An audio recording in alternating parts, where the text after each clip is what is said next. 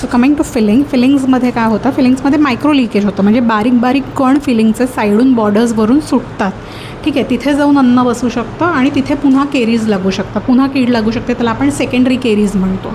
हां, तर हे होऊ नये म्हणून अगेन सेम दर 6 महिन्यांनी तुम्हाला dental visit, if not possible in 6 months then at least you go and visit your dentist. वर्षातून एकदा तुम्ही जाऊन भेटा, क्लिनिंग पॉलिशिंग करा, जेणेकरून ते एजेस जे आहेत ते स्मूथ राहतील. स्मूथ एजेस, क्लीन एजेसवर घाण साचत नाही. जेवढा तुमचा दातांचा एरिया रफ आहे त्याच्यावर जाऊन घाण बसणार, बॅक्टेरिया क्लिंग होणार तिथे जाऊन आणि अजून वाढ होत जाणार.